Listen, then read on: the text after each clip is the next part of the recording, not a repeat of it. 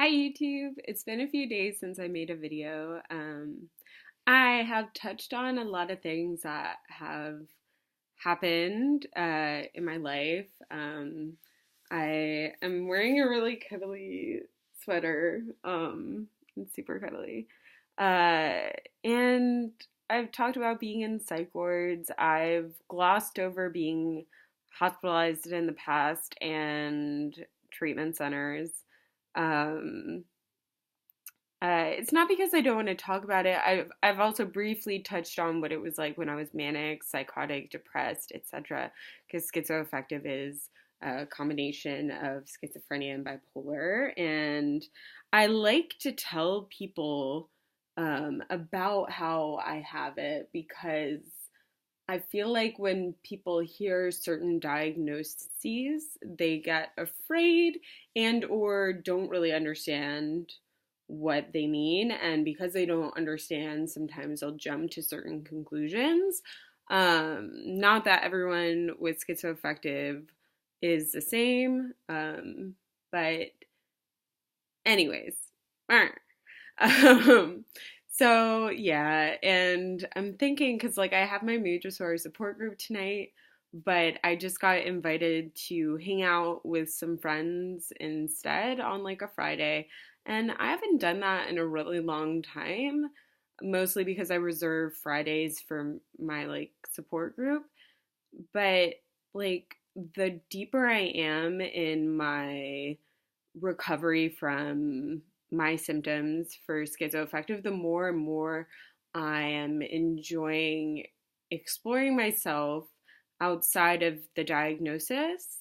Like, yes, it is a big part of my life. I mean, I you can't see that. Well, I have meds and stuff, and that's cool and everything, but there's so many other things about me. Like I love writing. I'm looking to get into an MFA program.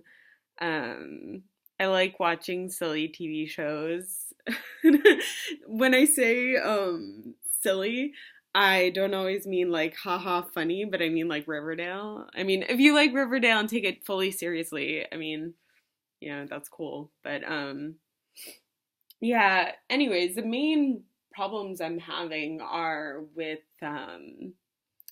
my body and my face. Like it's weird because I'm using photo booth, so I see my face in the video and I'm just like, oh my god, my face is so big. But I want to do something like helpful and educational, and like reach people hopefully. So, anyone that watches my videos, if there's something I say that you want me to expand upon, I would love to do that. Um, I saw my therapist like 2 days ago, and it's kind of beautiful the shift that has happened in our sessions. Like, she was like, 5 years ago, just talking about moms, you would start like crying and like leave the room. Um, and I'm just able to talk about things that were traumatic for me, and I'm able to convey the event, my emotions related to it, and not necessarily get stuck in that space, which is a huge improvement for me. Um, and, my eating disorder functioned as a communication device. It was telling the world that I wasn't okay without me saying it. It was my way of coping with anxiety. It was my way of numbing myself out. Because if I didn't eat, well, it's weird because, like, hold on, gotta shake up my hair here. Um, it's funny because it's like it's a weird thing because when you don't eat, you're like, yeah, I don't feel anything, I'm numb. But a psychiatrist in a facility once told me when you feel numb, you're actually feeling very deeply. And the more that I think about it, when I wasn't eating, I was actually kind of more on edge than I realized. And it would really surprise me. Um, and as far as like schizoaffective goes, that I feel like for me, it's so much easier to describe schizoaffective than like anorexia and whatever. Um, because it's so like clinical, it's so brain chemistry. It's so medication. Oh, do you like my pimple? It's really cute.